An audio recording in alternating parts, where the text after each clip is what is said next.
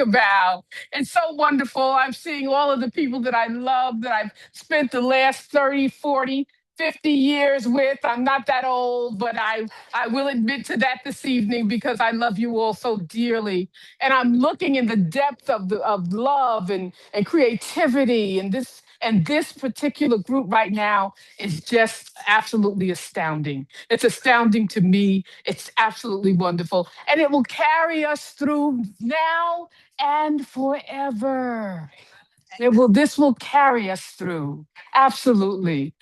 Yeah. Oh, the art of living. The art of living. And where's the book? I'd like to just show that book while I'm talking. I know it's here it is. Here it is. Here it is. And my wonderful master photographer, he took the photographs of it. There he is, Terrence. This is the book, and it's filled with absolute love, and it's filled with the energy of everyone who is going to speak this evening. Because the three people that are speaking this evening have played such phenomenal parts in my life that I just can't, I just can't say it enough.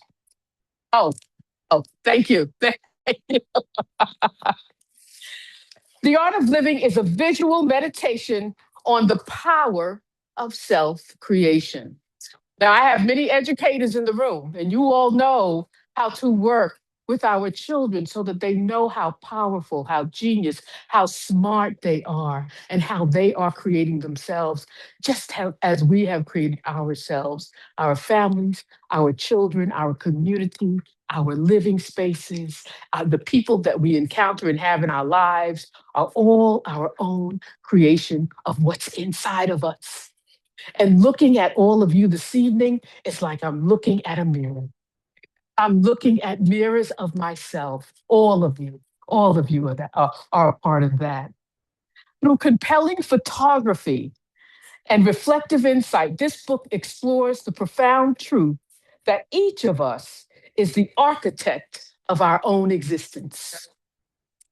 It is both a creative manifesto and a roadmap guiding readers toward becoming their most genuine, unapologetic superstar selves. That's who all of you are. All of you are superstars, not only within your own right, but in the right of the universe. At its heart, the art of living affirms that we are masters of our own universe, whether we consciously claim that role or not. Our thoughts shape our identity. Our beliefs shape our reality. We are intelligent because we affirm our intelligence.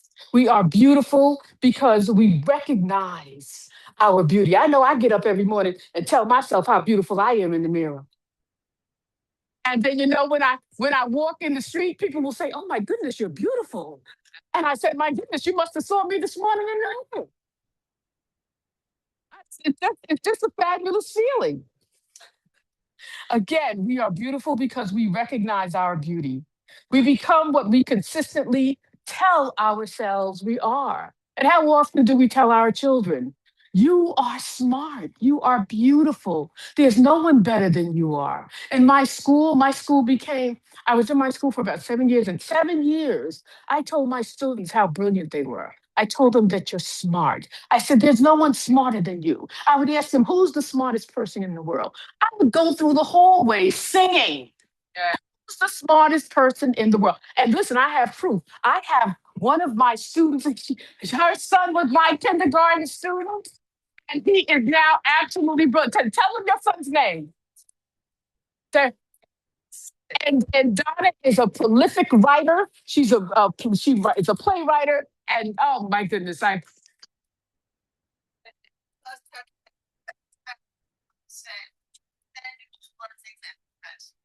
was my kindergarten student. How old is Tariq now? I'm not that old. I'm just 27. The images within these pages serve as mirrors. reflections of how environment, relationships, style, possessions, and personal expression all reveal the inner narratives we carry about ourselves. Our surroundings are not accidental. They are curated expressions of self perception. The world sees us as we have first imagined ourselves. So wake up in the morning and tell yourself how gorgeous you are. Be so thankful for it and let the world know it because it's real. It is real.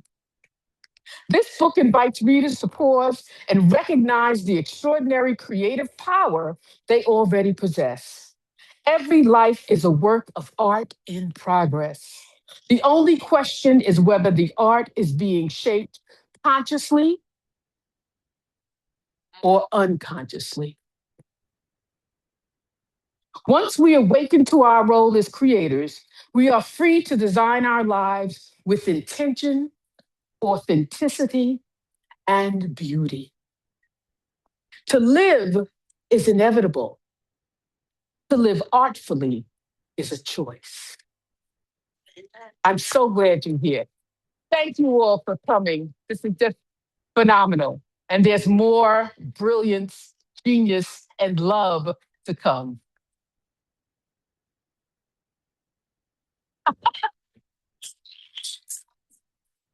Ladies, and I am, this is my love auntie.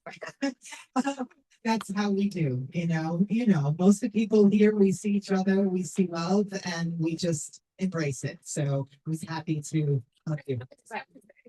Her mom was together. We met one evening. This is after your mom had passed. And I knew Wendy when she was 8 years old. Oh, And we did not come together until now. wow. And it was because of her mother. Her mother's love brought us back together. And this is the result. She and her sister put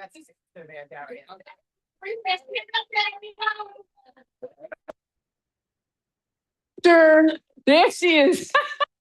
She and her sister put this event together with professionalism, with love, with integrity. They've just made it the experience it is that we're having today. So I had to say that.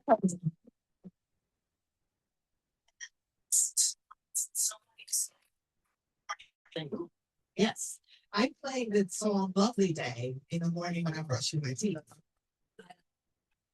It changes all the words because it is going to be a lovely day, but we're not looking at you. And it's just makes me feel good. So I'm happy to be here. I'm happy to see all of you as well. The next portion, we're going to have three people come up here who think of the art of living from their perspective. And we want you to think about it from your perspective also. The first person I'm going to call up is Mr. Al Johnson. Come on up, please. He is an author. I'm sorry, an artist. All right. Worse. He's an artist. And so we want to ask you, Mr. Johnson, how do you, when we say art of living, what does that mean to you in terms of your work and who you are? Okay. Art of living for me, gone to lengths that I've gone. Art is how I breathe. Take that on. Art is how. This is my 5 minutes. Yes. Okay. All right. Let me first just say how my connection with Laverne started. It was to me, and it's been a year, but I'll just say it. She did someone to design an invitation for us. All right, this is like 19. Okay, so long story made short, I did the invitation, but I ended up spinning the music too. Okay, it was that kind of situation. After that I didn't see, we didn't see each other for quite a few years. And within that short amount of time, I'm working in advertising. I had a studio on 39th Street on Fifth Avenue.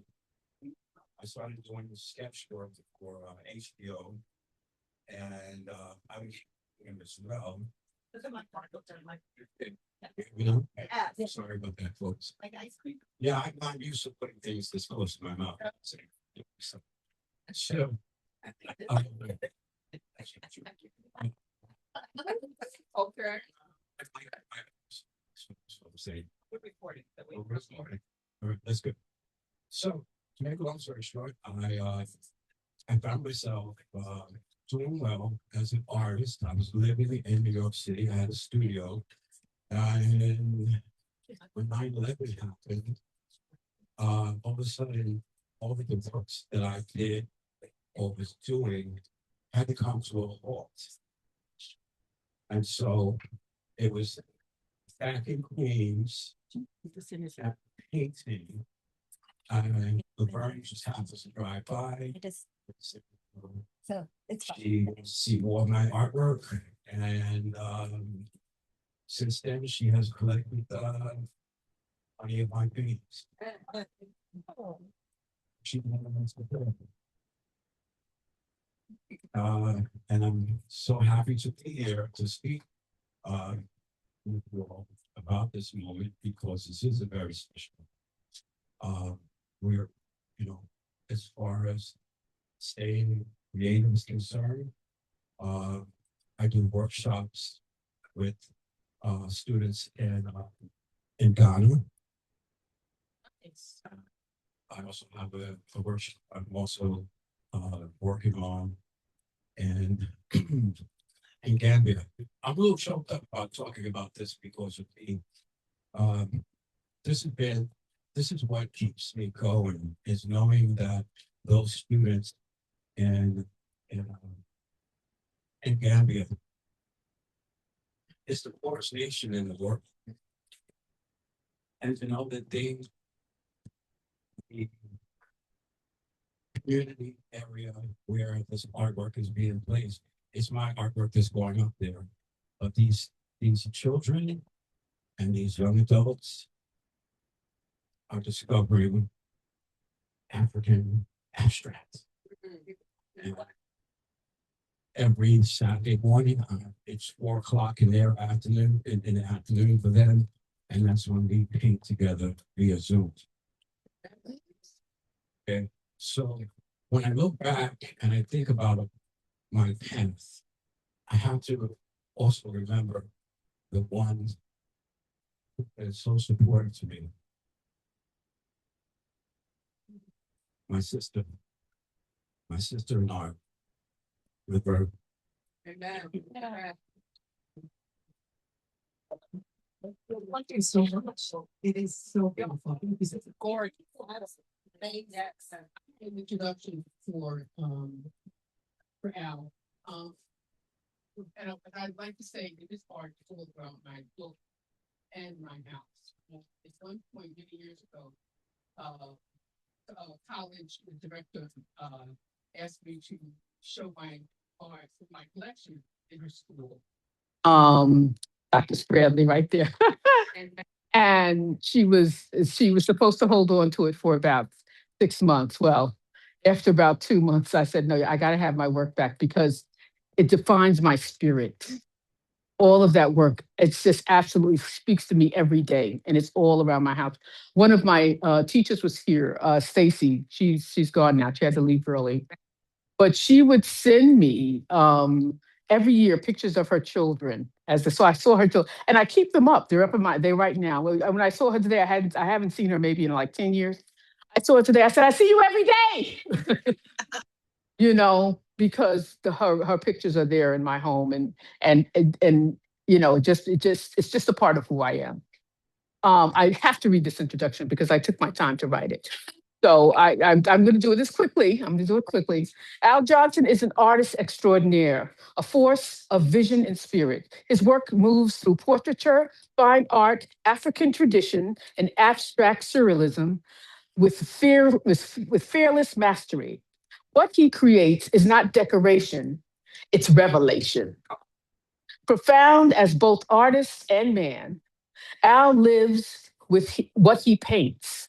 His expression is exotic, elegant, elusive, and fiercely real, an intentional manifestation of divinity on canvas. His artwork, his artwork pulses throughout the art of living. So when you purchase this book, you will see his work all throughout, and you'll know what I'm talking about. The art of living and throughout his work pulses throughout the art of living and throughout my home, shaping my creative spirit. He does not simply make art, he awakens it. Without his light, my own would burn less boldly. Thank you. Thank you. Thank you for that. Said it better myself. So when you think about creativity and joy, based on what you learned about him and how, didn't he say art is breathing? Yeah.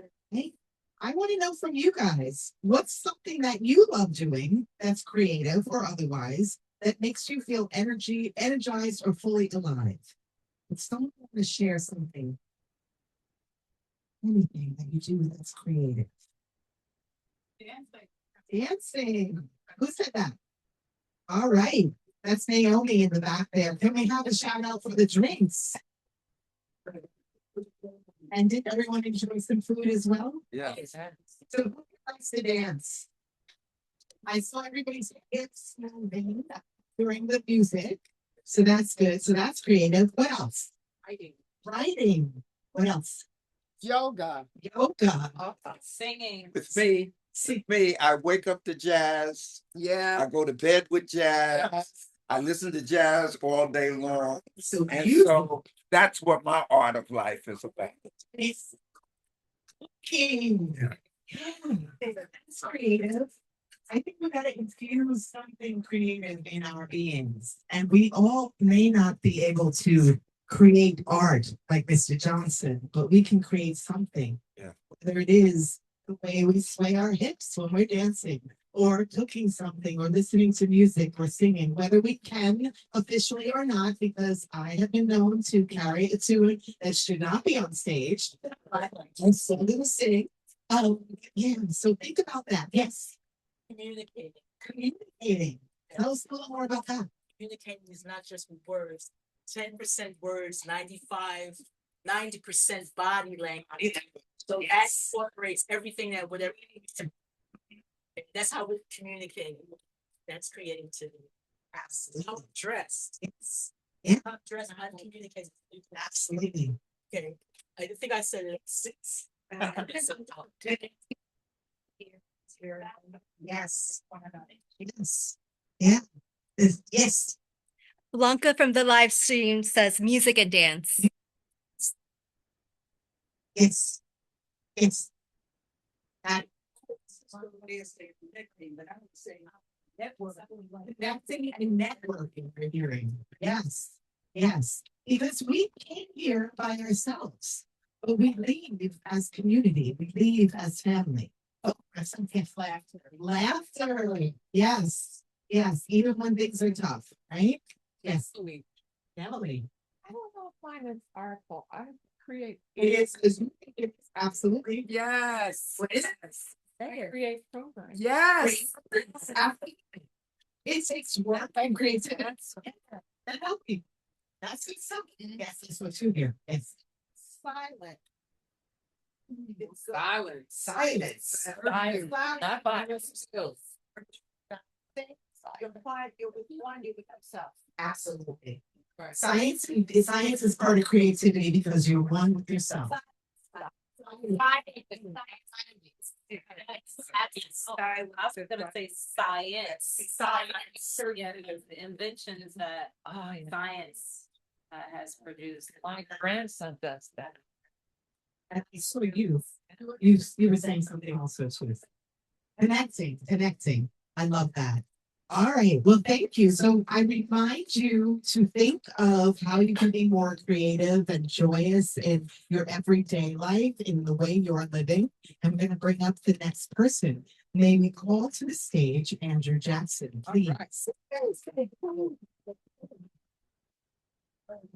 And I'm just going to do a little introduction for one of my favorite people in the world.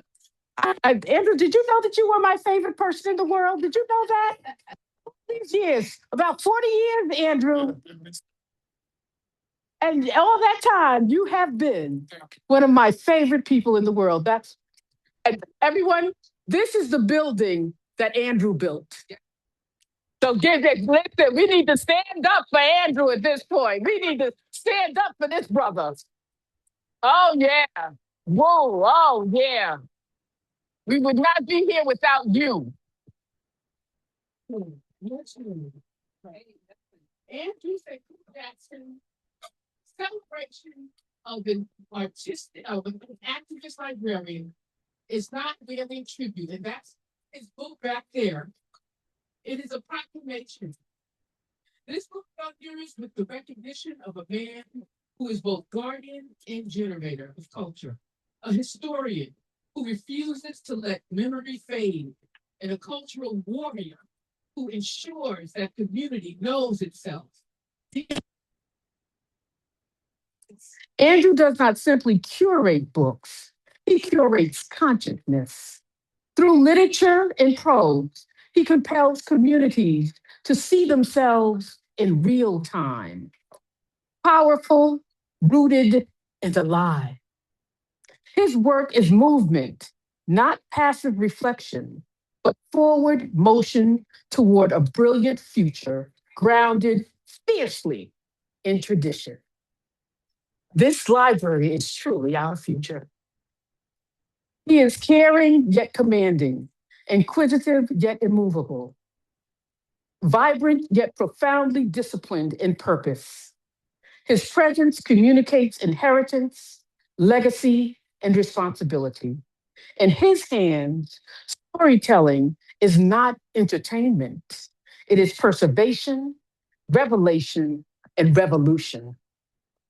Andrew Sekou Jackson stands as a living archive, cultural lighthouse, and a force of intellectual fire.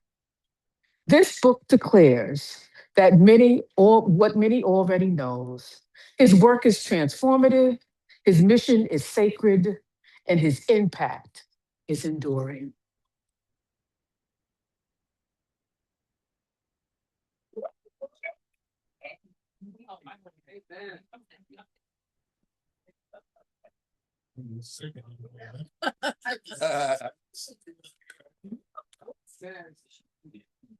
It's amazing how different we think of ourselves and how other people see us and think of us. That's what um, I don't have any artistic skills. I don't paint. My brother was an excellent cook. My brother is an excellent cook. My mother was an excellent cook. I don't know. She would think so when I look at art, it is through the eyes of the creator. That's not right. That's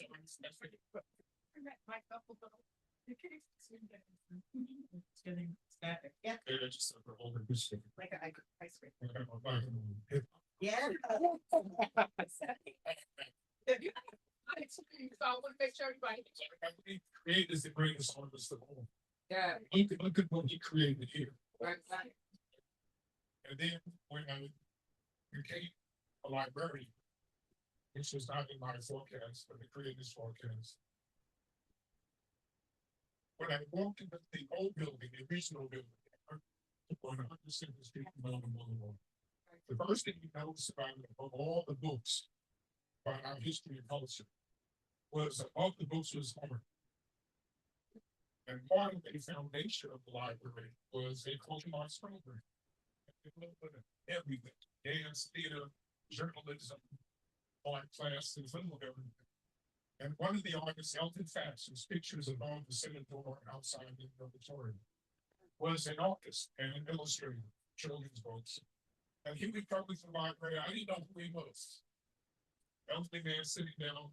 And I would walk by and say hello to everybody that walked in the library. And I sat down and had this conversation with him. Because I told him, he's so comfortable. And I found out from Ron Unique, who's our curator, who Elton Tax was. His books were on the shelf, 6 different books, traveling the world, writing about his experiences, about his artism. And then you see his like children's books. And it just got me involved in understanding that part of who we are as a culture, as a people, is different. It's all throughout our history and culture. So when we designed this building, I have the claim to be the only manager of one of the branches of the police library that actually was involved in the design of this library. None of the other managers were given that flexibility. Because Ellie Marshall, Jeff Aubrey, and all the elected officials, like our godparents here, that they didn't try to stop me from anything I did. I'm sure for somebody else that would have gotten there, as far as I know. Always within the realm of procedure, but outline, the outside line of the walls. And what this art was about was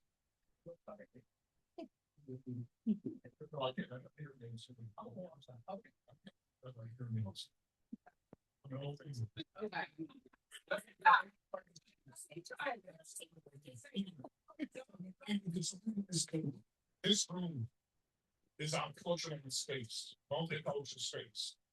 And I kept telling the architects, it has to be a performance-ready auditorium, not one of those you plug by the wall, put a stand up, and that's an auditorium. This is a performance-ready, put the stage. That came with the piano and all of that. And downstairs, so when you walk around this building, the one thing that says this library, all the other libraries in the world, is that you see art everywhere. Yeah. So when this is supposed to be, it's not an auditorium. This is your living room. Come on now. And art is everywhere. So the more I was involved in the library, the more I got involved in art. And there are people here who've been involved in my life for years.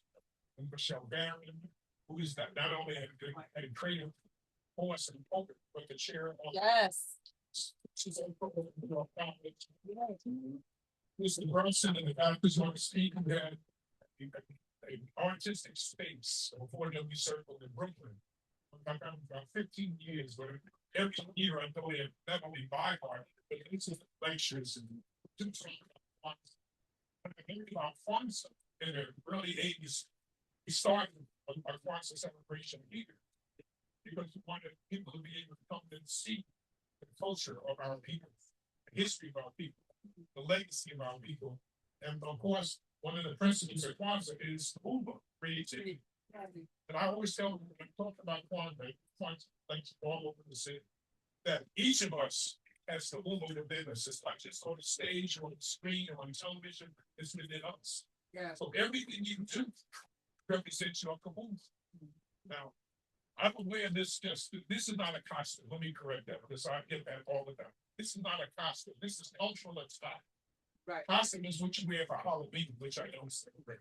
Costume is when you go out for the New Year's Eve ball, which I don't deal with because I don't like getting out in traffic and big crowds. But culture is who we are. Yeah. And Uber is what's inside of all of us. To create what comes out of our art, what comes from the creative in us, we just vessels. So when I started attending Kwanzaa celebrations and going to African programs and I started collecting pieces of art. First was a piece of kente cloth, and then it was a bracelet. And next thing you know, my house is full of nothing but African art. Because I've even seen those books on the shelf of artwork in people's homes. Bill Cosby and his wife have a book about their African art collection, and it's a series of them. And now you have to add the Learn English book to that. All right. All right. If we go and tour Lansing's library, if we go and tour Louis Armstrong House and Museum, the next spot should be the Nimitz household. Yes. Yes. Yes. It's so well laid out. It's Yeah. very inviting. Yes. Yeah. Tell them about those things that we can see. Oh, that's a museum. A library, special like seconds. So we are part of the continuum Yes. of culture, celebration, and art in our lives, in our culture, and within our people. And every day I wake up, I look at art. Come on. Every day I look at a piece of sculpture, and the biggest difficulty is trying now as an elder, just turned 79, to start downsizing. All right. And every time I see a piece, I'm like, ooh, I should have in Arizona one year and seeing a beautiful Native American ring. And I said, no, I can't afford that.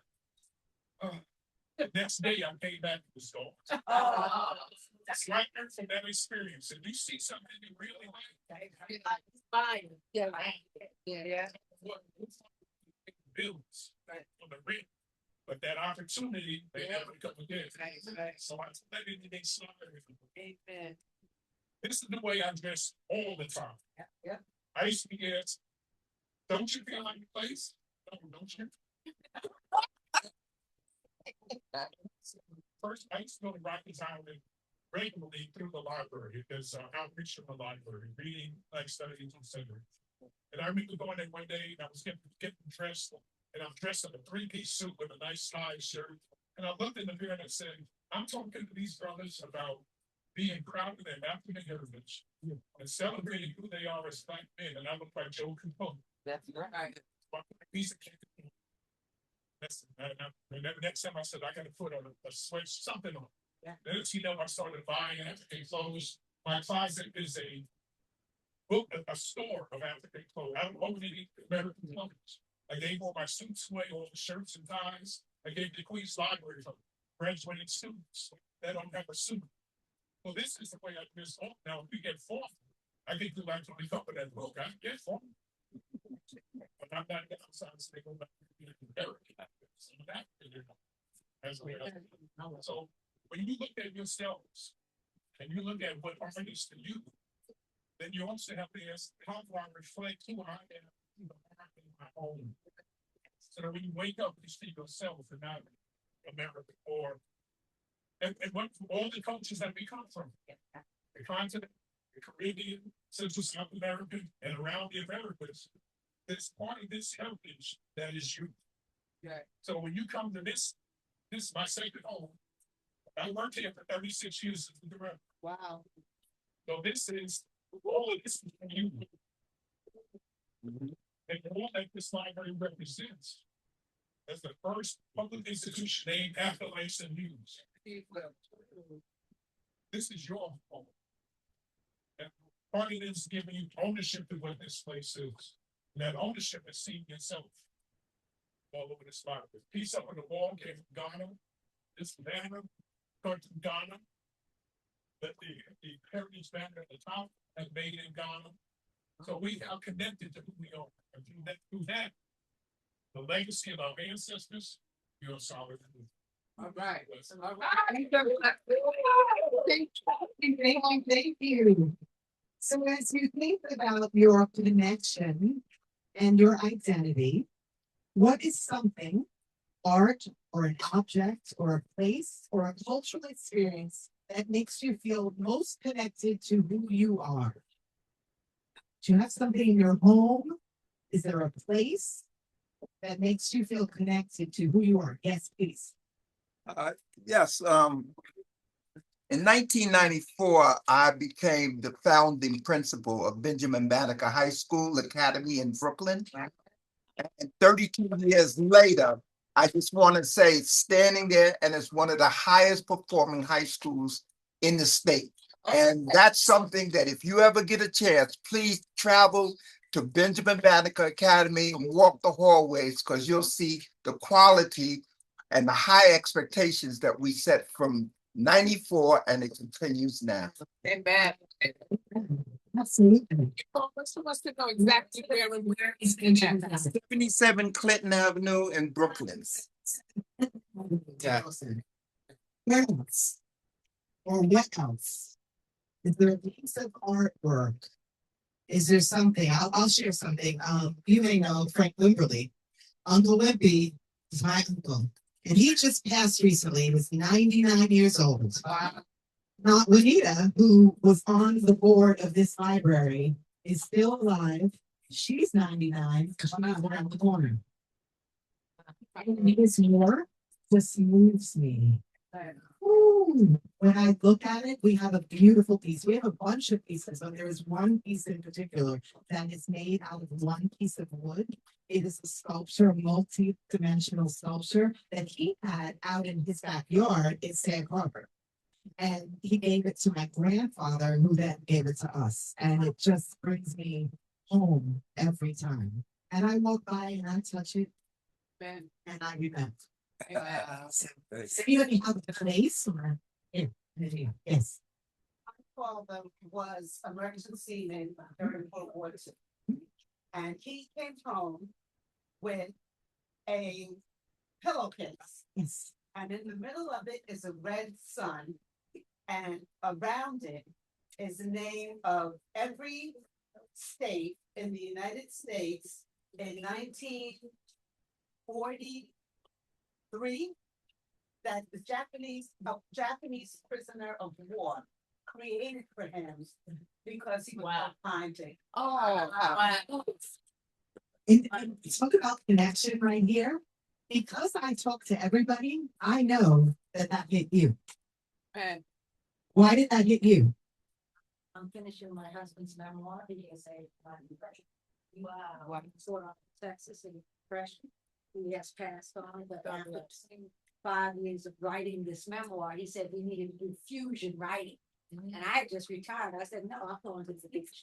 But how could you not do this? And when I finally finished it, and I did the last 3 or 4 chapters myself, and Donna always has to listen and edit it with me. But someone said to me, this is not just a family legacy. This is a part of the canon of Black literature, and it's to maintain it like it's just a treasure. So I'm just trying to finish it up right now. So I love the idea of connecting with someone whose father was Black merchant marine, because I never knew any Black merchant marines except my husband took it. My father and 2 uncles. Thank you so much for information. Yeah, and we come from a line of Tuskegee Airmen, the first Black policewoman. We have to remember who we are, you know? And so I'm glad that we had that random conversation because now you too can connect. And that's what we should be doing. Just share whatever you want to share because I don't even know who got on that conversation, but we shared something. And because of that moment, now we have a bigger connection. So thank you for talking about connection. Can you say something? Yeah, I'm not going to do that. Thank you. Yes. Sorry. I have so many, but I just want to share with along with my 2 sisters here. I was honored to receive a portrait. Actually, that's not even a portrait. It's a picture of one of the original Tuskegee Airmen that stood along that airplane as General MacArthur saluted them. And he's not even facing it. But the Long Island Press, which is a local newspaper in Queens, New York, said local boy saluted by General MacArthur. So he gifted me with that newsprint, his headshot from World War II, as well as the picture of him and Michelle Obama and all of his colleagues, because Barack Obama, you can't say nothing bad about him.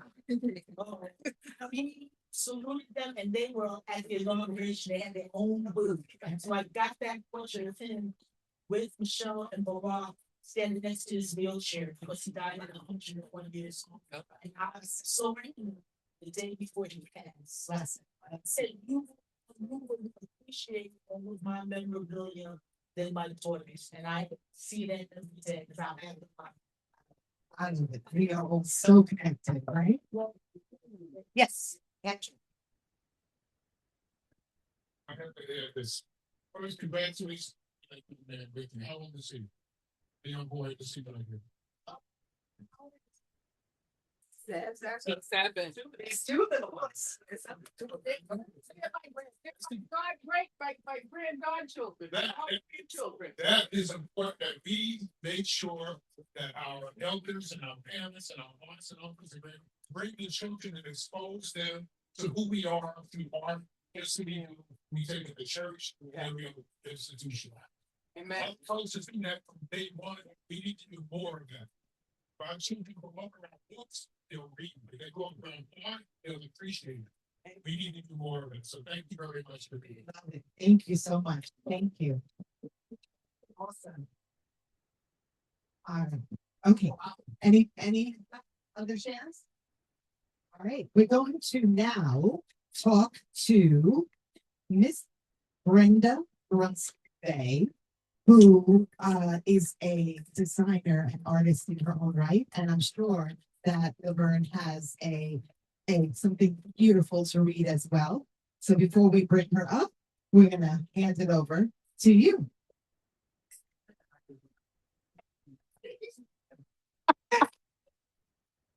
It's fun time. Brenda is truly, can you hear me? Brenda is truly my star and my love. Brenda Brunson Bay is not merely a designer. She designed this outfit that I'm wearing.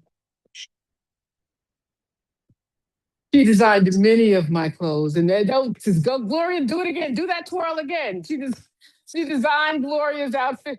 Go on, Gloria. Go on. That's Brenda. Brenda. A star. Absolutely. And she makes all who wears her design stars as well. I've gotten promotions because I've worn her clothes.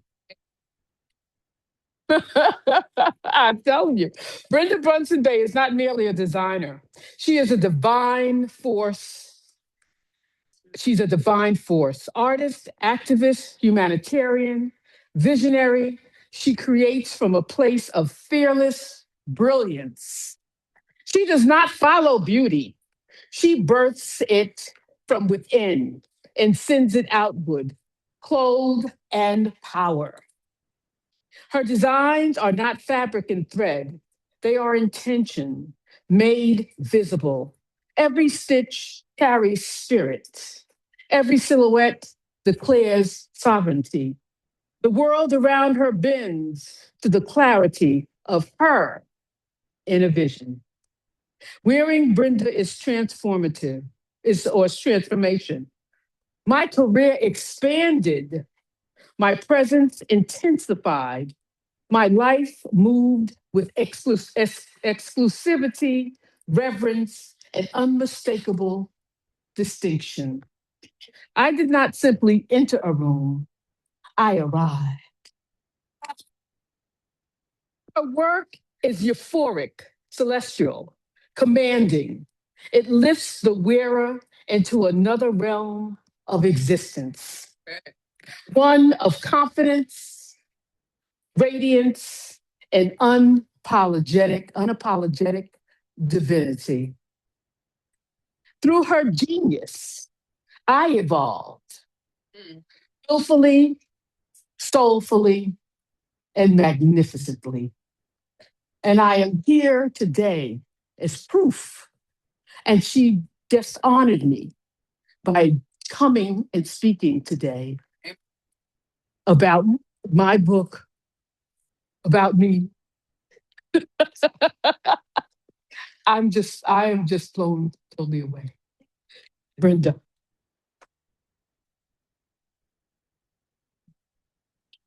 Hello, everyone. Yeah. I am so honored to be here with Laverne, Andrew, Al.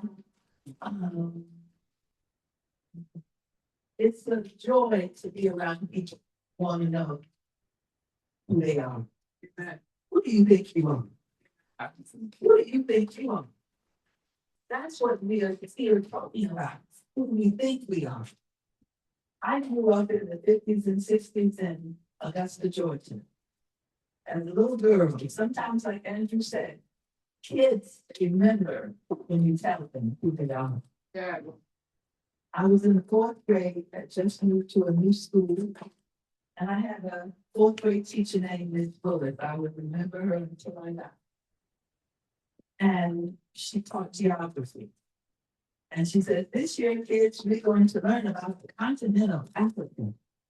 We started laughing. Because we thought about tourism and Friday. Okay, because that's all we knew about Africa. Some of us didn't even know it was the continent. That's right. We thought it was the country. And so to say, y'all can laugh all you want to, but when you finish it, you're gonna know. That's right. Maybe you can. Miss Willis started her class by just naming countries in Africa. She was very proud. And she was saying, wow. First we banged, we said, Ghana. And the way she pronounced them, we had never heard these kind of words. We got to understand, we lost our languages when we left there. That's right. And by the time we finished with these words, we knew all of the countries. This was in, say, 1953. We won that year. In elementary schools, they had a speech contest for the city. We won. I know you. All right. And people asked me, say that word again. I said, Madagascar. Yeah, I mean, it was like an awakening. And that's what design has been for me.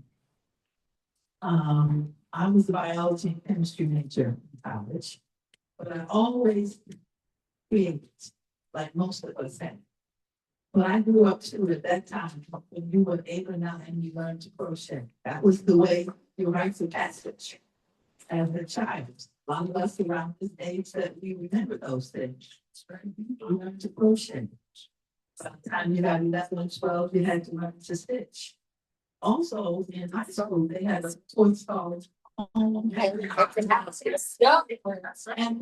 the boys had to take it, right? Yes, right. The boys had to take it. You have to learn how to sew a button on, you have to learn how to cook. So they take the beginnings, everyone do that. Because really and truly, everyone is an artist. You don't have to paint or sew, you're an artist. Because whatever you do, you have learned the art of it. You work at computers, you learn the art of that, because that's how you have survived. So we be art. I did a movement about 20 years ago called We Be Art.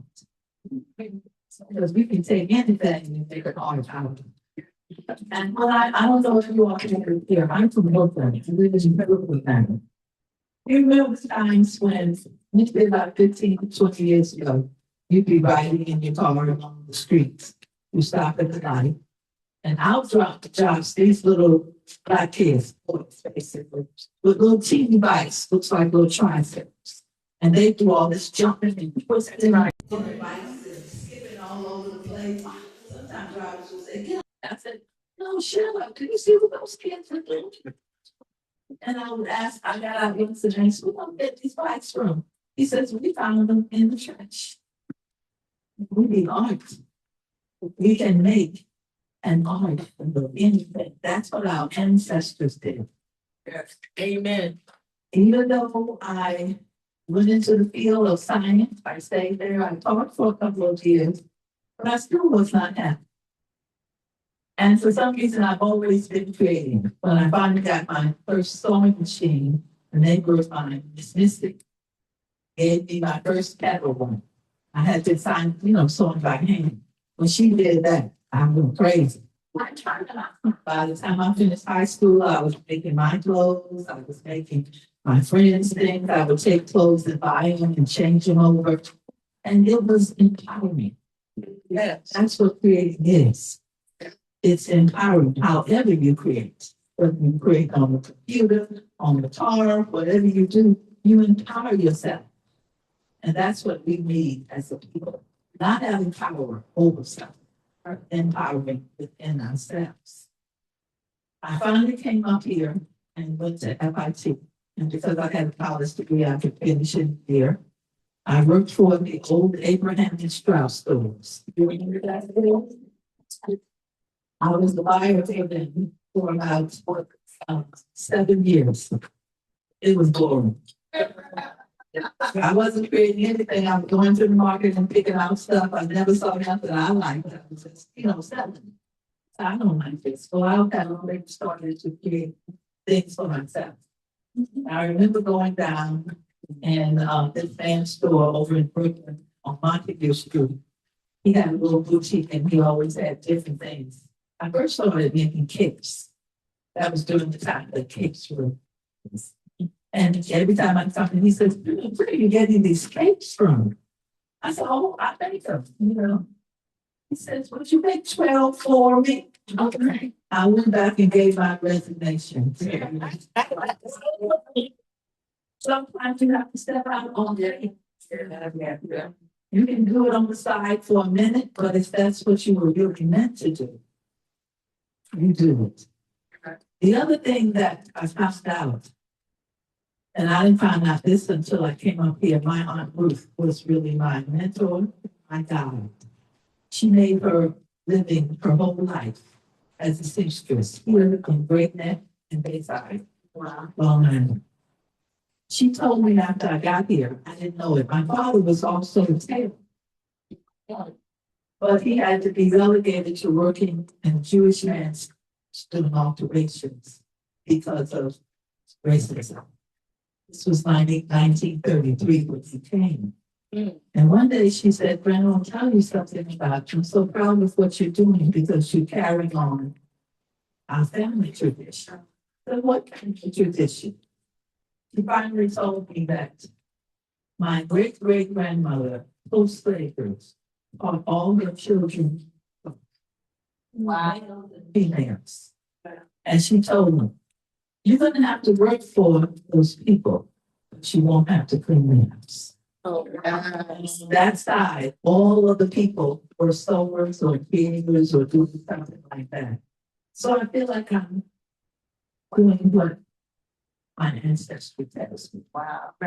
And I encourage you all to look into your ancestry, see what your family was known for, because those genes run through you. Well, you don't have to do it as a living, but carry it on because it goes through those little boys' genes. They see you do it, they do it. I have nieces and nephews now who have their own businesses doing creative things. One is talking about trying to go to design school. And when we show that light, we show others. My concept of design, when I first started, because I started in the South, I think I saw some of the first African fabrics down here. My aunt had moved to Brooklyn. And I went to there was an African store. I said, "Look at these prints." I got them, and I remember I started sewing with. I went my first trip to Africa in the early 80s, Tanzania. And going there, opened myself up to who I was. I just recently found out through African ancestry where my mother's side comes from. I'm working on my father's side. I wanted to know who was the first African that came over here on that side. And I love Tanzania and all of Africa, but I found out that I am from Nigeria and Eritrea. Please check out AfricanAncestry.com. Run by a sister. She has the largest gene pool of African genes of any of the parents. But I want to give you a little talk about how that changed my mind when I went to Tanzania. Afterwards, I went to Ghana. I've gone to several places. I went to Egypt with Dr. Ben. Oh, God bless. Amazing. Amazing. This man showed who we were. If you're not familiar with him, go find his books. Go read. This is the African teaching us about sex, not us going there and learning. Him growing up with the knowledge and passing it on to us.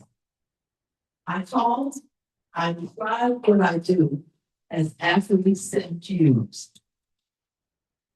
It's based in African design, but fused with all the other things that we all share. Asian, all the other people that are humans. So as African Americans, we got a lot of people running around. A lot of us are Caribbean. And you also have a lot of Indians, the Asians, they've all mixed in with us. So I try to bring in the blend of African with all the other things that we are. So I'd like to show you a few things shortly, show you my concept of design. First of all, I love fashion. I sometimes lecture over to the school of fashion, my school of fashion. And I have to tell the kids when they show me what they do, I say, you all are not designing clothes, because everything is like a band here. I hear, no, it's no fabric, it's about a yard of fabric. And I like, you are designing underwear. And I have to challenge them to take some fabrics. I said, don't do anything that's less than 3 yards. Because for me, the idea of fashion is not to show everything you have, it's for someone to want to see what's there. That's right. It's the art of illusion. And when you show everything that's there, it's no more interest now. I love skirts. I love to see a lady turn when that skirt is doing that. That's what clothes are. I'm finding out now, I'm seeing that kind of come back some, you know. But we as middle and elders that I am, we have to show them that. You know, we have to show them what clothes are. But anyway, let me tell you a little bit about a few things that I know for. I think that is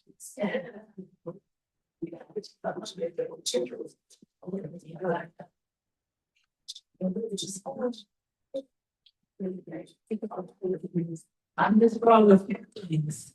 The piece that I have on is an accessory piece that I've been making throughout the years. I call it my African dick.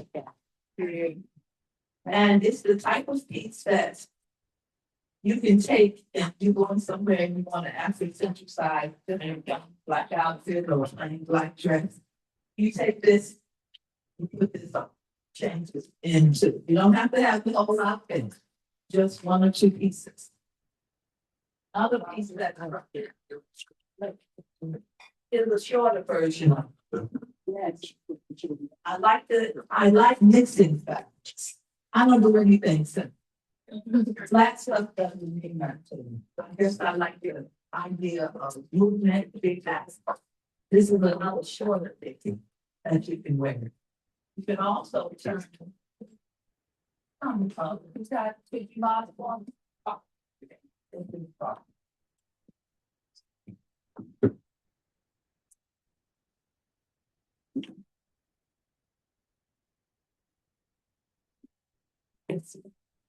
that's beautiful. Have that little change over there. Wow. Yeah. Because we have melanin, we can see all this kinds of factors. That's, you know, and so if you think we are a mixers and stuff of stuff. Turn around, another way you can wear that pizza.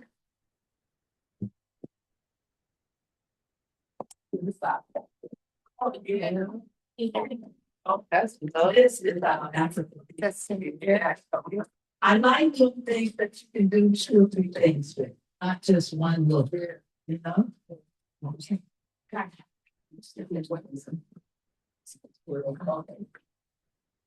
Give me this. This is another piece that's almost like that you can use. One time, many years ago, when Amtrak had the train that you go from New York to Mexico train. Hello. That you can go from New York to Mexico. And I was married at the time, my husband and I went out there. As we were passing through Mexico, the people picking the fruits and stuff were out there working. And this was the state. And I told my husband, give me a pencil. Give me a pencil. This is what I got. Wow. My pockets, fruits and the product. I love making things that come from our culture or from other people. Because that's who we all are.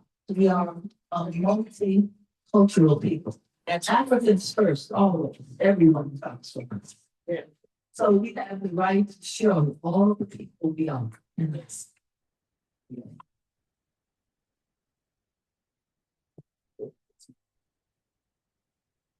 I love mixing up patterns. This is another piece, 3 different kinds of mud cloth that comes from Ireland. These are patterns that we found that we didn't know anything about. And that Miss Willis can put up my eyes. There is another world. There is a whole world out there that we have yet to tap. There's so many things. So these countries have their fabrics, have everything. That is who you are. Try to find your ancestors and find it out. Because there's a part of you that's missing if you don't. I am known for my coats. I started doing coats because you can stand and hold this one. Many years ago, because I would make my own things like the cakes. Then I started making coats. This is called my $9 coats. It is a reversible coat. So when you buy most of my coats, you'll get 2 coats in one. That's right. It's reverses over to the boat. And also, somebody said, I like that, but I think it's too small. And the sash that I put with it is the Asian Obi sash. Yeah. Okay, we go. Who's it there? You want to do things that are useful and I have people that come to me that have had folks for me over 30 years. That's right. I say, go back to home economics. Now this is and it reverses over to graph. All my coats are one of a kind. Not a production designer. I am a one. Can I have someone try that one for you? Yeah. I have to. Oh, great. I don't have it. You put on one of my days. It transforms you. Oh my God.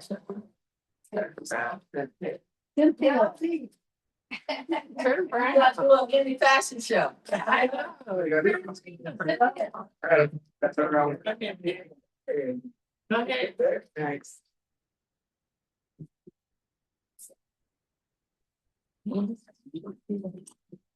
This reverses over to the next thing.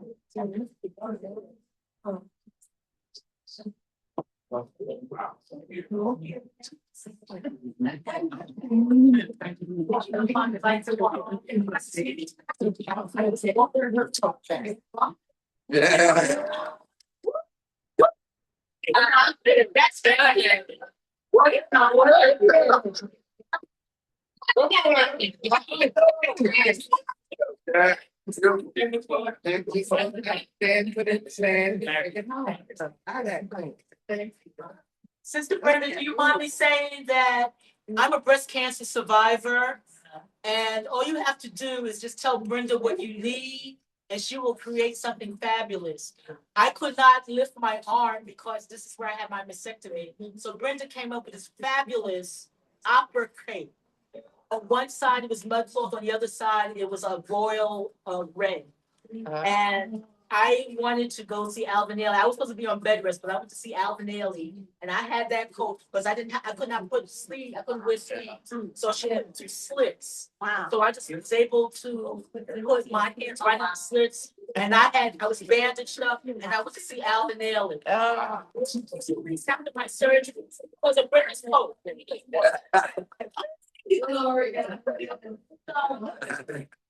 I tribute to the Asian part of the house. It's been found out from Asia, from Zimbabwe and Zaire. So everyone is from Africa, and they go out to other places and become those. This is my tribute to the Asian people. If you go to Zimbabwe, when they do ceremonial stuff, they have the sleeves out. just like it. Yeah, so that's what we are doing. And you want to want model, would you go on? Sure. That's not for both.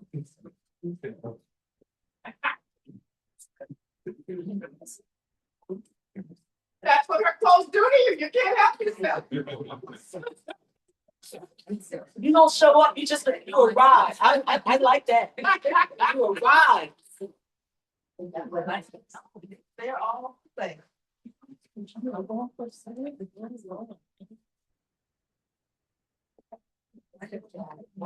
That is gorgeous. Strong girl. Oh, shit. That is you. That's you. That's it. She has to give it. She has to volunteer. I invited. Right. Oh, yeah. Oh, yeah.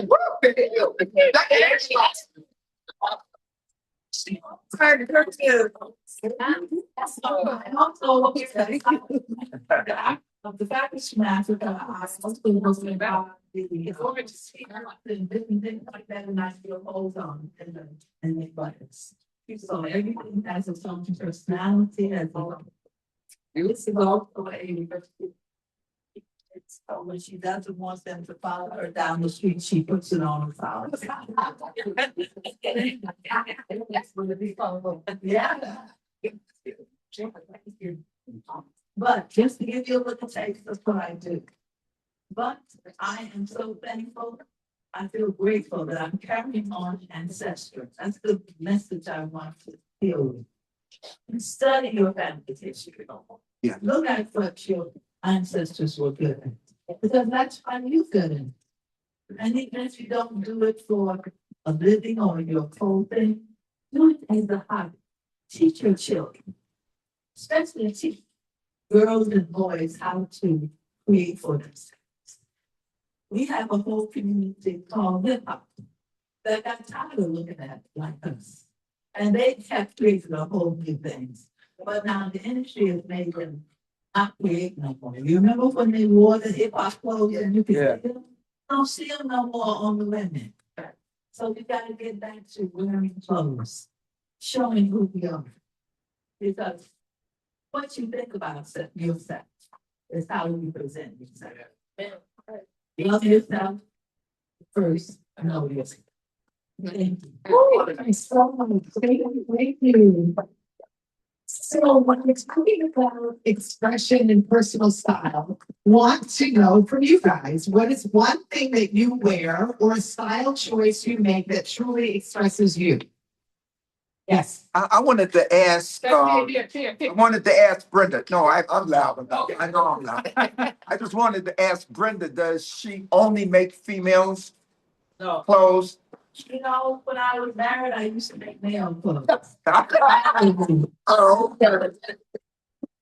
No, because I like it. I do something, and even with these pieces. Yeah, that's what I'm they talking. wear these too. Yeah. See, I would like it, but I don't know about the collar. That's You what. can always change the color or do something different. Gloria? I want to say that yes, men too. Brenda is very humble. She makes a lot of clothing for celebrities. And Ben Raines wore one of these, I don't know what you call these things. Yeah, he wore one of these when he played in Mission Impossible 1, 2, 3. He wore Bun hat, he wore one of these things when Tom Cruise went to see him. Yes, right. Thank you. So we can do them without this. Okay. I'll get your card. And we will be sure to bring her back for Kwanzaa or bring her back for a vending opportunity, but I want to bring you back to why we're here. Expression and personal style. What's one thing that you wear or a style choice that you make that truly expresses you? Let us know. Yes. Bald head. All right. What else? What else? Yes. I am addicted to earring ornaments. Earrings. Here. Earrings. Okay. Oh, yes. I love hats. Hats. I have collections. I brought one today and someone found it in the background here and returned it to me. I mean, it's fabulous. What else? What's the, how do you adorn yourself so people know you are coming? Our hair, Our hair. Yes, our hair. I saw over here. An African pendant African pendant. that I wear every day, and those who don't agree with me, who maybe with other ethnic fragrance, then I make sure I let them see it. All right now. All right now, yes.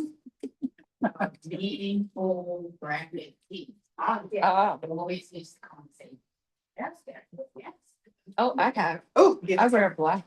You wear? I wear black. You wear black and white. All. Always. Yeah. And so it is about how we show up and who do we think we are, right? Oops, yes.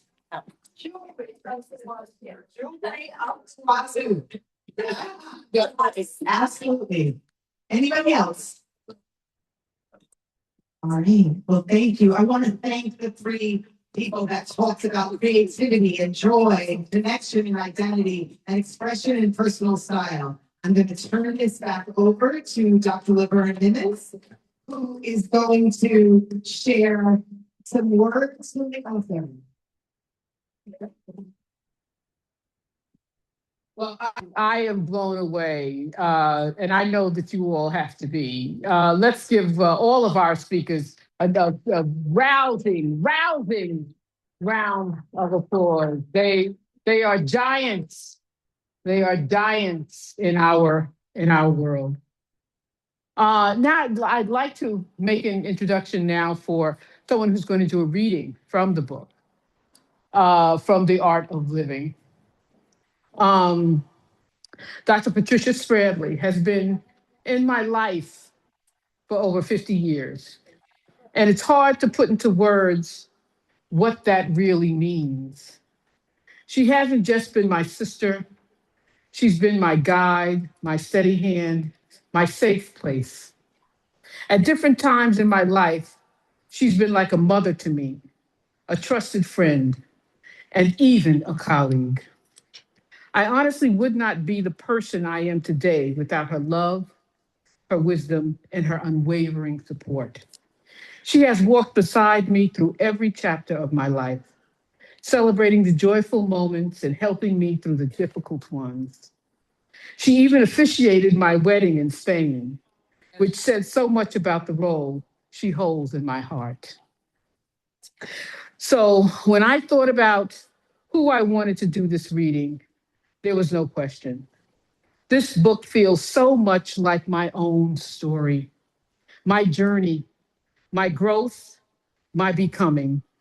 And there is no one who knows that journey better than my dear sister, Pat. It means more than I can say to have her share these words today. Amen. Dr. Spradley.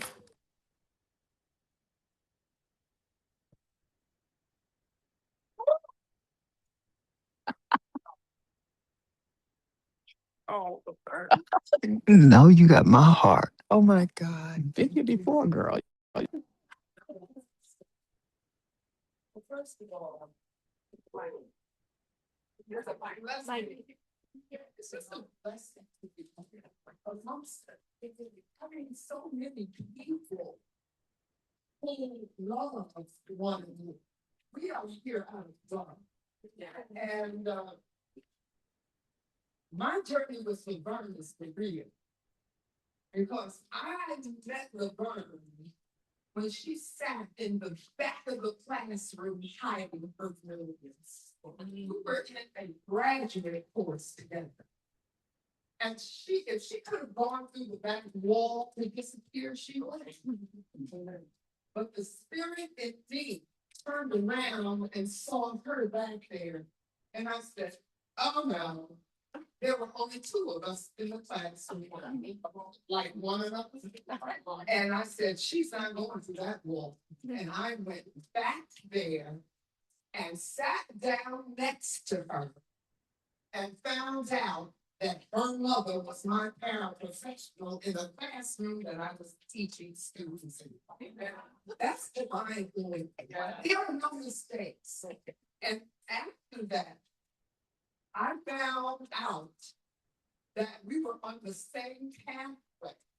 to receiving our master's degree at the same institution. Amen. And my journey with her has not ended. She's a delight. I love her jokes. Yeah. I love her sense of humor. And I love the fact that she loves herself and she loves others. Right. Amen. And she's a giver. Amen. She gives. Yeah. And she doesn't seek anything in return. Just the joy that you show as a result of receiving those gifts. Yes. So it's my pleasure to be here to read from the art of living. And so, of course, I called her up to make sure I didn't make any mistakes. I said, is it okay if I read this part? And the book that I'm going to read is her office. Amen. Now, Laverne doesn't like to talk about her office. I'm going to tell you, she really doesn't. She'd rather talk about the paintings and all the other wonderful gifts that she has stored in her life over the years that I've known her. So I go to the art gallery just to be in her home. And I said, let me do something a little different. I said, let me talk about her office. See, she didn't go up here talking about her office, did she? No. Of course not. That's why I made. So when I first went into her office, I said, wow, I'm being very honest with you. I said, there's junkie in here. It's like, it's water. I said, there's like stuff everywhere. I'm the little person who organizes. And she was quite comfortable in the office. And I said, well, this is not something, so let's see what happens in here. And what better way for me to find out than to read what she's written in this book? What she says at the beginning of the book, the office is filled with my most treasured dreams. All right. Realizations and fantasies. Come on now. Well, that's a beautiful beginning.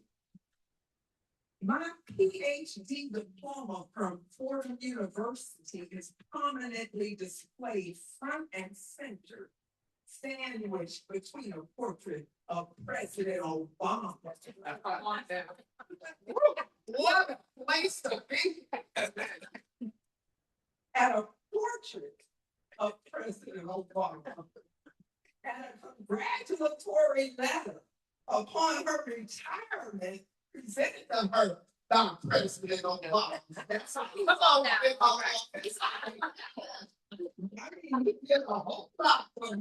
She was favored. I said, oh, okay. I like President Obama because he likes you. And that's a proclamation that was given to her by the Honorable Inez D. Laverne from the Council of the City of New York. Laverne was like, I know, she knows people in her places. And then there's another notable. She says, Inez Laverne worked alongside her mother at PS 137 in 1968. Oh, that's where I met her mother. Come on now.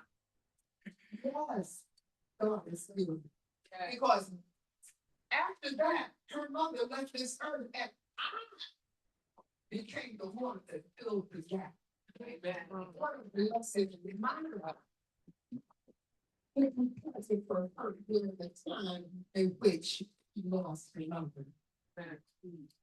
So she moves on and she says, Mother's Day, the first time. Laverne loves people, and she really likes people to love her. Amen. So she has a way of bringing them into her presence, and it's very smooth. It's very easy. It's very, it's a lot. Amen. So this is what she did. The first Black chancellor of the New York City school system, the Honorable Richard Green. Yeah. Okay. Mm-hmm. He was a part of the celebration of Mother's Day in the school, I assume, where she was, because she was a teacher at PS 127 when he received the chancellorship of the City University. Come on, what's the New York City school system? Excuse me. Now, Notice how she shows up in the right place at the right time with the right people being present. After that, she said, oh, and then I got a proclamation awarded to me by New York City Mayor Eric Adams. See? And then she says, oh, and then I got this other thing awarded to me by the trustees of England's Oxford University.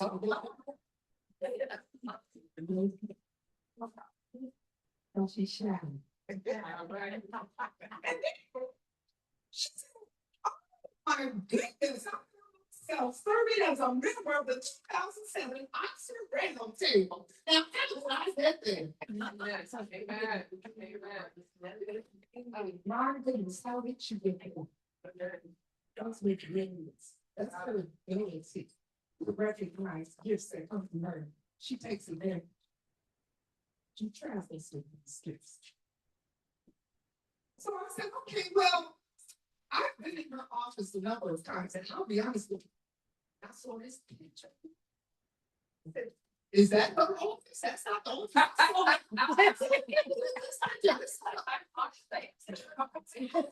This was staged. Said, oh, that's the other side of the Laverne that I didn't know about. Look, all organized, beautiful. That's the outside patio. I said, see, wow. I don't know if you refer to putting this in here because this represents who you are. This is the real. This is the real one.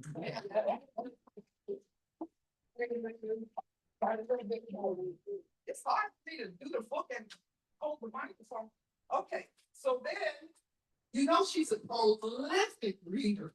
Yes. Oh my goodness, with the photographic memory of what she's read. So, look at that bookshelf, and I said, look at all the beautiful books that she's read to prepare her for the life that she's living now. So she prepared for what she's doing.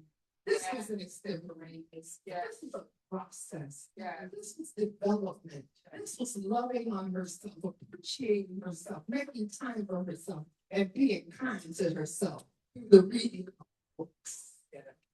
Knowledge, information, understanding that she didn't keep selfishly, she passed on to others. I'm a recipient. Come on, guys. I'm a recipient. She helped me help myself. Yeah. So I said to myself, this one picture that she has here, where she's surrounded with all of her degrees, I said, well, this is really the true Laverne. Laverne is sitting in this picture with a bathing suit on. All right. It's hanging in her office. So all I have to say is this: it's a blessing for us to be gathered, to recognize someone whose life has been dedicated, as far as I'm concerned, to other people, other people's children. Yeah. I mean, that's hard because as a teacher. And to love on children it's a lot that comes from a place that you didn't expect you had in. That's her. And I am overjoyed with this book. I am so proud of Laverne. She helped me cross over many bridges in my life. She was available. And she has given my family, all of my children know I'm Laverne. I have 4 children, I have 7 grandchildren. Life is a big moment in time. And I am glad I'm a part of Laverne. Amen.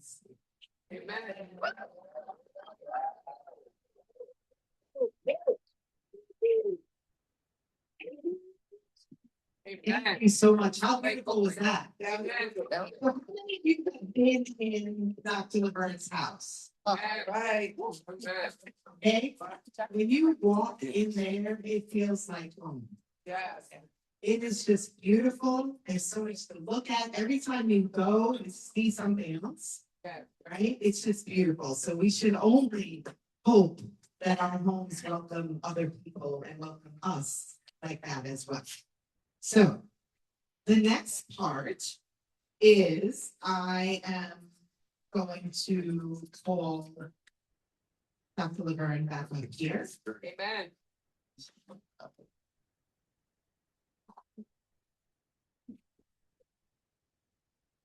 I think I took it, but you get it?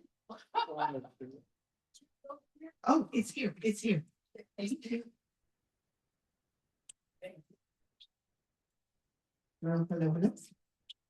Okay, so the next part of the presentation is a dedication to the Langston Hughes Community Library. I am honored and privileged to give the library 3 books that I've created along with master photographer Terrence Carney back there to place on their shelf. They're being presented to Shakira Smalls, Executive Director. Shakira Smalls could not be here this evening, so I'm presenting these magnificent works created by myself and by Master Carney. Come forward, sir, to present these books to. He's a photographer. Well, I guess a photographer cannot come. Okay, fine, but we know you're there. We know you're there. And can we just give them a hand? Yes.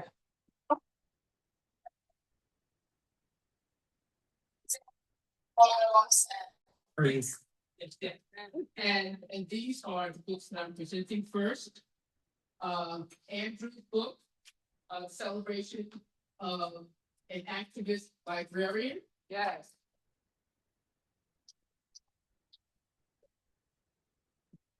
Of course, The Art of Living. Yeah. And finally, Awakening. And Albany celebrates Women's History Month. Yeah. And this book is from right here in this room. Wow. And what year was that? 19. It was created right here. And just looking at the copyright, 2015. I remember 2015. The celebration of women. So I just so thankful to this place, to the space, to the community that's here. We would not be as powerful and as strong as we are if we did not have buildings like this all around us in the city. We have to find them. We have to know where they are because they truly exist for us. And this city, just let me tell you something about New York City. New York City does so much for us as its citizens. And it's important for you to know that. My husband and I went to the gym, the complex, one of the gymnastic gym complexes, physical complexes. The Parks Department, thank you. We went to the Parks Department to sign up to join classes, their gyms, the swimming pool, because we need to get busy. I mean, it's hard waking up in the morning and you got aches and pains. And I realized that we had these aches and pains because we weren't working our bodies. So I said, where can we go to work our bodies? Where? So we ended up at the Parks Department. We went into the complex over there in Flushing Meadow Park. Yep. Do you know how much they charge for senior citizens a year to go all the classes? And they're open from 6 a.m. to 10 p.m. every day. And you go swimming, you go to classes, yoga classes, stretching classes, basketball, gym, everywhere. They charged us. I said, David, start the car. We got to get out of here. They charged us $25 a year. Now, you just have to look it up on the Parks Department. And you can go with anyone. Yeah. You go with anyone.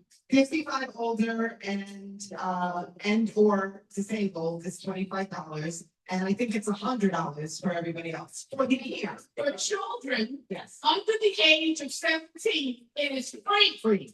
You can take your children there. You have a good babysitter pushing sleep. But I just wanted to say thank you on behalf of my studios. I am Wendy Pennies. I'm a member of the board here, and we gratefully accept your books and we thank you. We thank you. Thank you so much. Absolutely. Again, I am so proud and privileged. And now I would like to introduce you to my husband, David Norris, who retired from his job.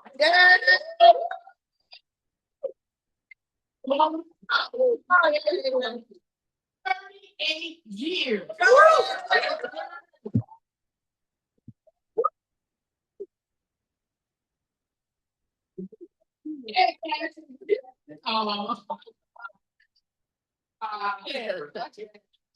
I do love him, I'm not pretending. So guys, to my dear, dear husband, I won't say how many years, but we have planned, and I have planned for him a South Pacific cruise. Leaving from Australia, sailing through to Tahiti or a number of places to Hawaii. And I'm going to let him just tell you, because he's so excited about that experience, about that opportunity. I'm going to let him just tell you that, and just tell me how much you love me. So he's going to just say a few words in the meantime, with just 2 words. Good evening. First, I'd like to say thank you so much for taking the time to come out to support my lovely wife. Thank you for being here. So, yeah, I'm excited about this trip, just to be away with my wifey, just the 2 of us alone for 6 weeks. Wow.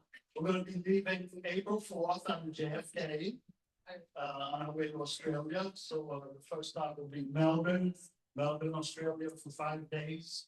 And then on to Sydney, Australia for 5 days. In Sydney, we hop on a cruise, Royal Caribbean. And we're going to do this 18-day South Pacific cruise. That ends in Hawaii, in Honolulu. And you have a grand suite.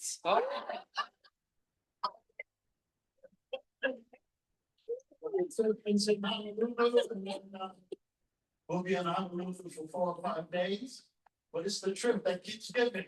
Yeah. Because from Honolulu, we're going to fly to Maui, spend 6 days in Maui, and then back to Honolulu, and then Honolulu on Alaska Airlines back to JFK. First class.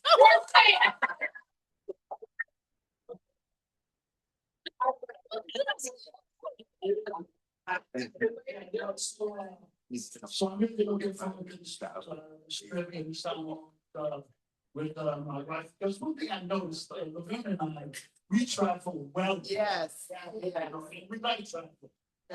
We like traveling, going to different places and experiencing different cultures, and we do it well together.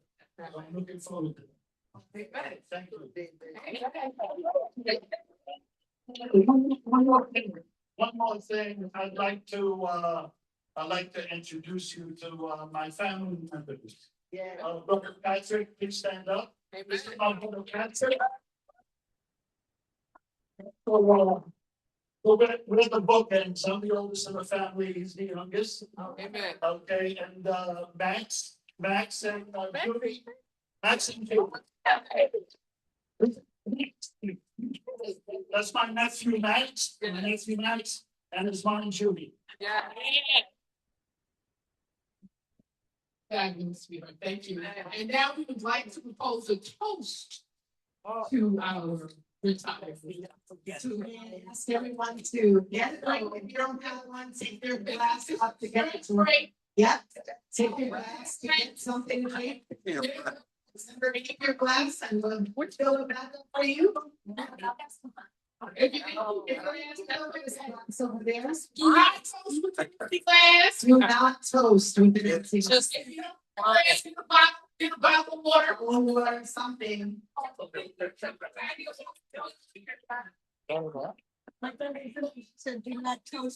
Yes, you cannot toast with an empty mouth.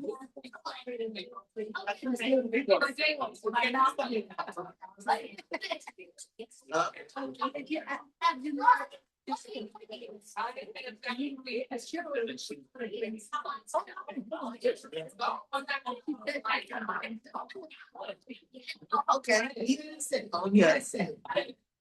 I see that. Something.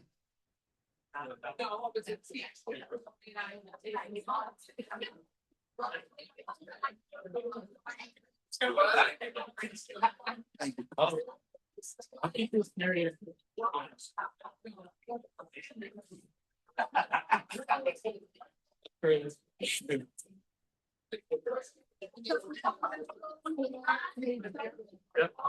I got. And once we have something to drink, come on back over here, please, so we can toast. Well, does everyone have a piece of They had like 2 left, not out. the least on Sunday? Yes, yes. Did you get one? I think you get one. Yes.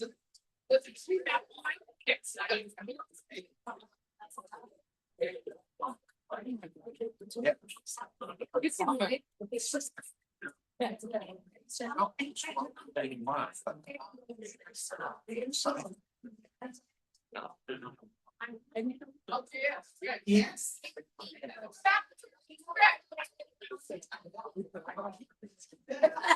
Got the mic if I had it. Oh, because she was leaving you. Does everyone know that he's the sixth?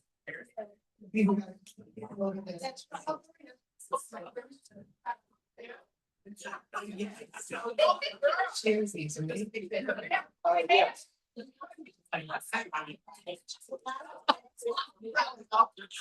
Don't do that. Okay. I know. We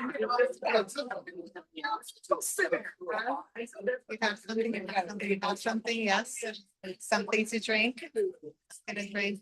Okay, cut it out. Okay.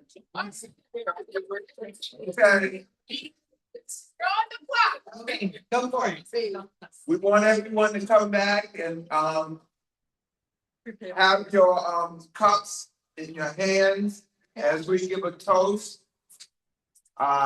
First, I want to say prior to the toast that I met Laverne when she was coming to the school where I worked, and she was in kindergarten. That's how long I've known Laverne. And with Dave, yeah. And with Dave, I just want to say I was his best man at his wedding. All right. So it's my pleasure this evening toasting both Laverne and David, but especially David because of his retirement. Yes. And especially Laverne because of her art of living. Yes. So let's raise our glass with peace, love, and blessings for Laverne and David.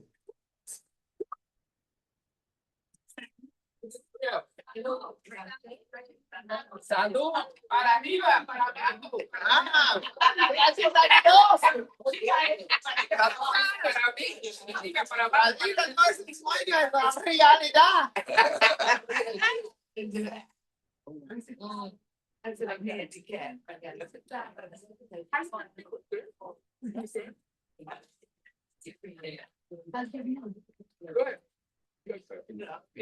That was wonderful. That was absolutely wonderful. Thank you so much. Who has known me for, as long as it's like, although I'll never get to be now for the fun part, and she doesn't even know this is gonna happen.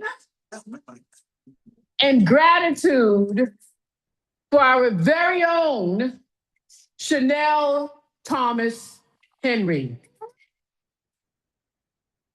Yeah, I want you to come up here, girl. Yes, I do. The queen, I love you. Oh,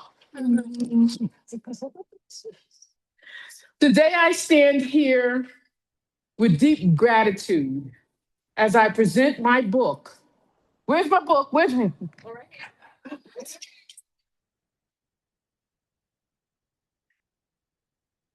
As I present my book to a remarkable individual who has truly changed my life and the life of this community.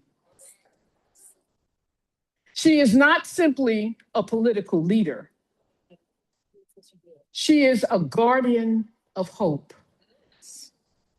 She is a courageous vanguard who carries the weight of responsibility with grace and determination.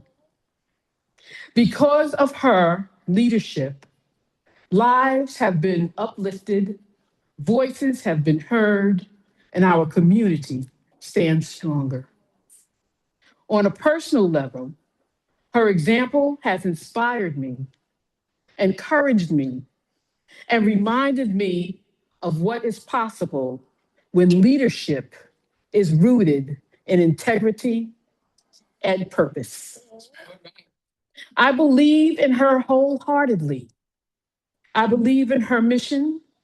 I believe in the future she is working so tirelessly to build. I would follow her to the ends of the earth. That is how deeply my respect and trust runs.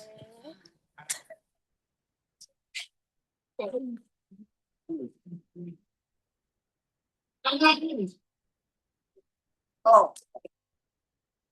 I don't always pause to say this out loud, but today I will say it clearly from my heart. Thank you. Thank you for your sacrifice, which you, my goodness, you sacrificed my darling.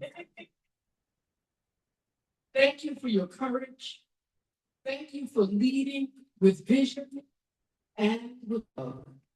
It is an honor to place this book in your hands. Thank you. I love you.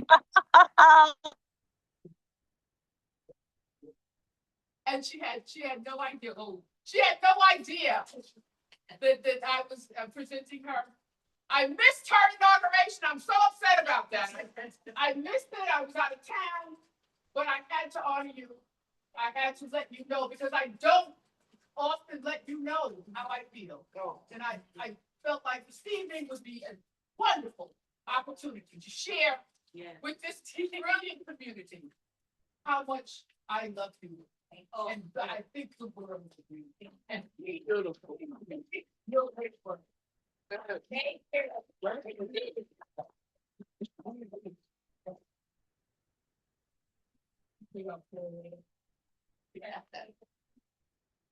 Well, they know now. Tell them who you are, because I didn't tell them.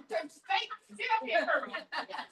Toot your horn here. Oh, no, go on now. So I said I don't know if you're not from Corona, you don't heard. She's probably like, who is this young lady standing up here? So I met Dr. Nimmons years ago when she joined community work. She always strutted in there with style and grace. She was a bad woman.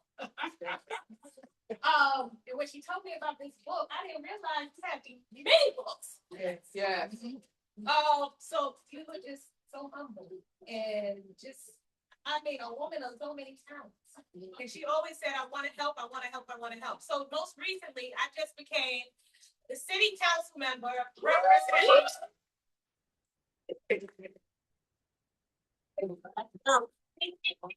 And ultimately, the second Black woman to do so.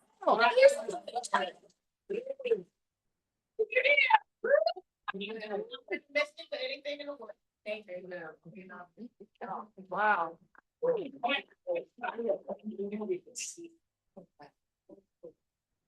Okay, so we are on weekend.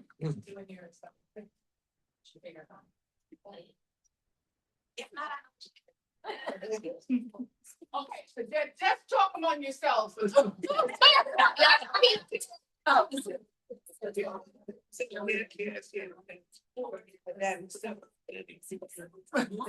They talk among themselves. It's like we were students, right? Okay, what? Is it?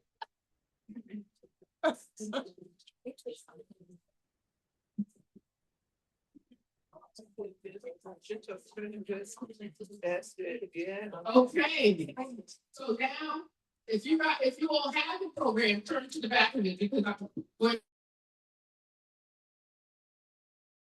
turn to the back of it. I would first like to recognize our master photographer, Terrence Carney.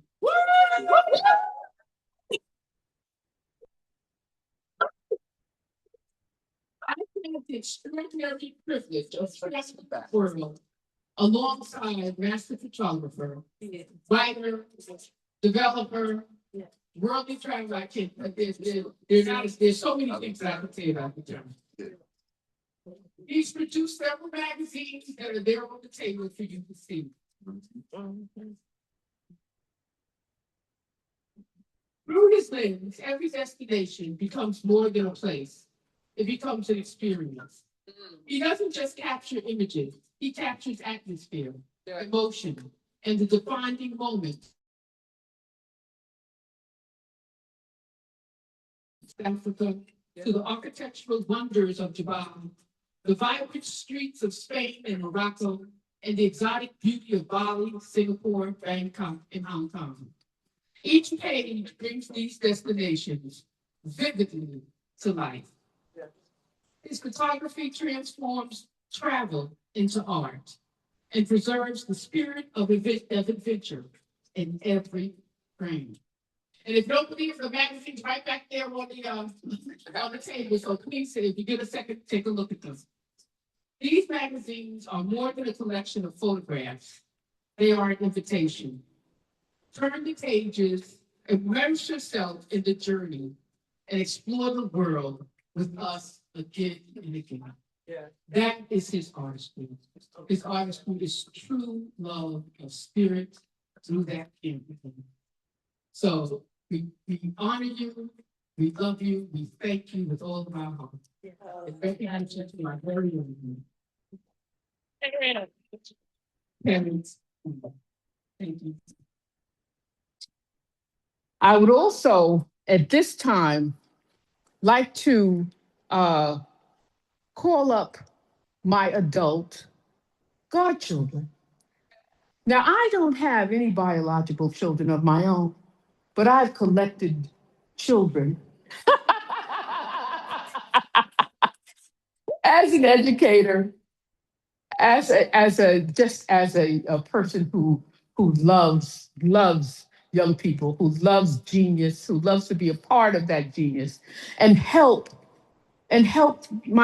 these young people recognize their genius. Because when I tell them they're smart, no, I'm not.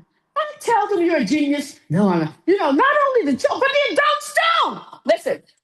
Listen. I have a PhD in education. If I call you a genius, you're a genius. All right? I have the degree to prove it. Okay? So don't question it. I've had the extraordinary privilege. No, that's something else. Now, I want to celebrate some very special people in my life. My incredible adult godchildren. They are my godchildren by baptism, by adoption, by choice, and most of all, by love. They are claimed, admired, celebrated, and deeply, deeply cherished. They bring so much joy, laughter, light into my life. Their brilliance inspires me. Their loyalty humbles me. Their love strengthens me. In so many ways, they have helped shape the person I am today. And I am so proud of each and every one of them. I want to call their names because they deserve to be honored. LaShann, where's my baby? Come on up here, girl. Naomi, where? Naomi, come on up here. Naomi. Ayana, where's Ayana?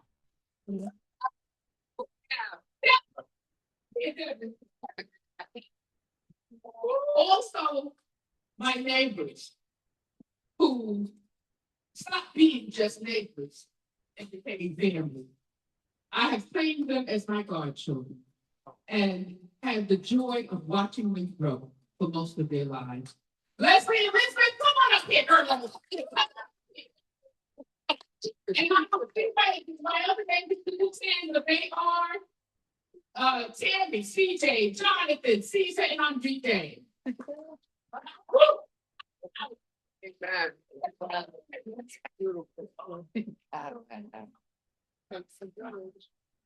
Each of you is a gift.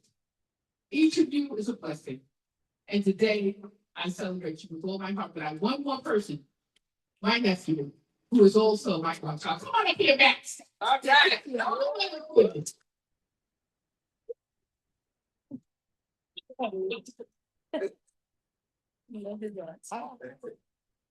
Okay, so these are the hearts, my joy.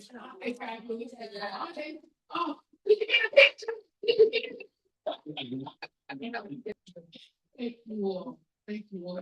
Being the geniuses and the beautiful people that you are. Love you, love you. Okay.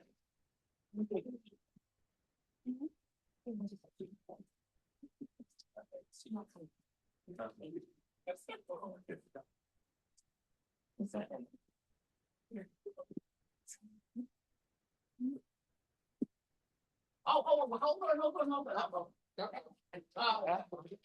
I want my grandchildren to share. Come on up here. I just went to a play they had last night. Come on up, Seth.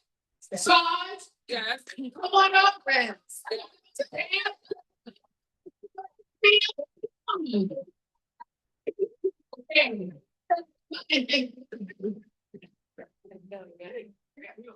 And I had to book the proof.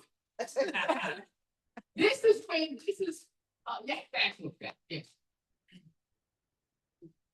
Thank you. Thank you. The title of this book is Blessings and Masterpieces.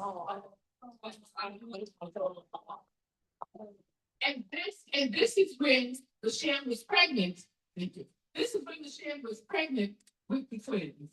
All right. And she just, if you get a chance to see these magnificent photographs of her carrying these beautiful bundles of joy.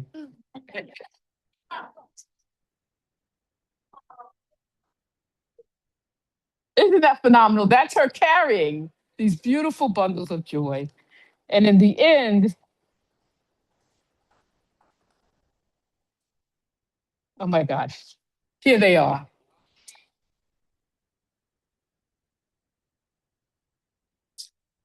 So absolutely beautiful. Thank you. Thank you, my love. Thank you. Yes, that's when you were just a baby and now you're a big boy. Yes. Oh.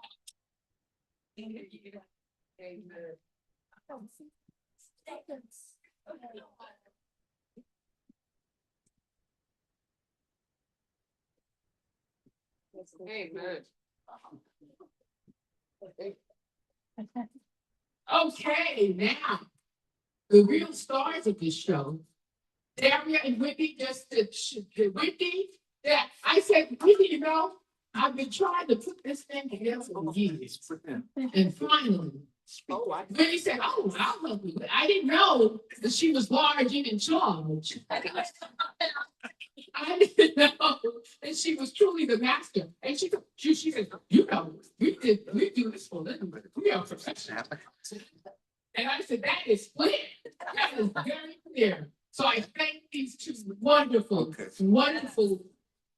sisters and all their auntie, and I was proud. And I met their mom and their mother's lovers. Please talk about your mother's celebration.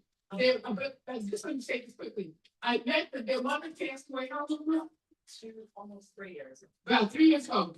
The last time I saw Wendy, she was about 8 years old, and you were older. So how old were you, Gary? 12. That was the last time I saw them. I didn't see them again until maybe last year. And we connected immediately. And their mom is here right now, gracing us with her love and her presence. And it's just fabulous, and her brilliance, and look at her brilliance, look at her geniuses. Absolutely. Well, we absolutely love you, and it was a pleasure to pull this together and make it your vision. So we're grateful that you involved us, and our mom is being honored on April 4th. Thank you to the councilwoman right there who was so great. April 4th, it would have been her 85th birthday, and we are changing the name of 98th Street and 32nd Avenue. And so you will be on your cruise, which she will be looking at. Absolutely. I'm the baby with the book, so she's like, yeah. All right, thank you so much. Thank you, thank you. And again, I would like to thank my goddaughter Naomi Spencer and her significant other, Eli Gabriel, Deborah Chang, who is working the camera. She's making sure that others are seeing this live stream. Dr. Sylvia Miguel and her son Ocean Miguel, who are here to support us in every way. We love you. And Cheryl Holman, the best of the best, who traveled with us from all the way. She traveled here all the way from Chicago just to be here for this evening. And of course, my godchild mother, Lachey, who was my friend since second grade, Blair, like to stand up there for the word. And we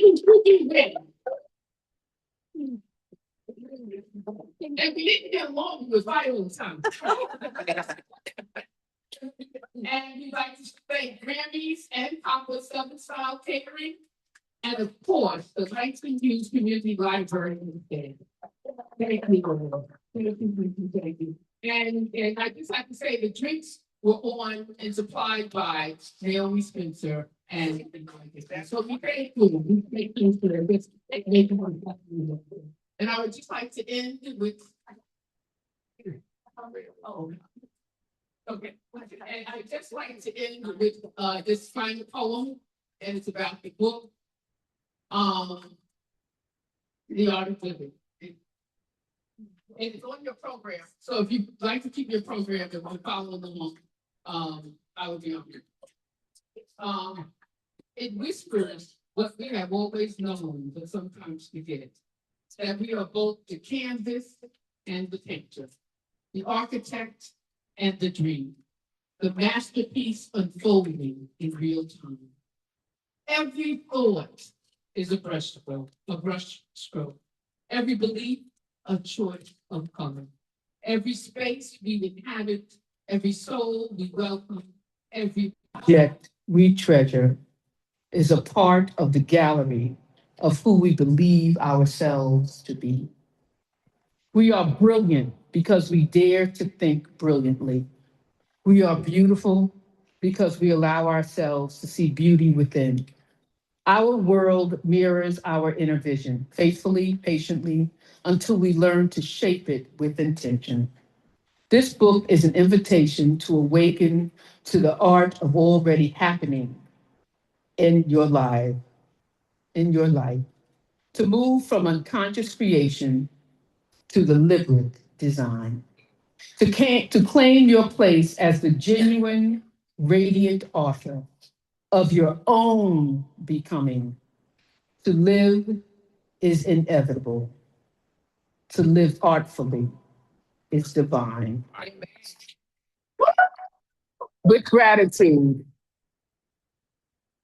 Laverne.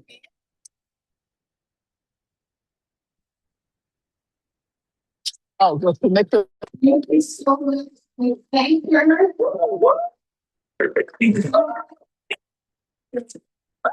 I'm sure she wants to thank all of you for being here tonight and for being a part of this celebration of creativity, community, and the many ways we practice the art of living. Now we're going to transition into book signing and continued conversation. Dr. Nimmons will be signing copies over in the corner over there. There's a special launch price for the book, for the Art of Living book, is $75 tonight. Please spend some time connecting with each other. and share some reflections with each other about what you were thinking about during the program. May tonight inspire creativity, connection, and stories still waiting to be told. Amen. And you. There's more drinks, there's food, eat your food, drink up, and we thank you for coming. Thank you so much. We're gonna get it. We're gonna get those. Oh, I'm sorry. I'm trying to get in the block.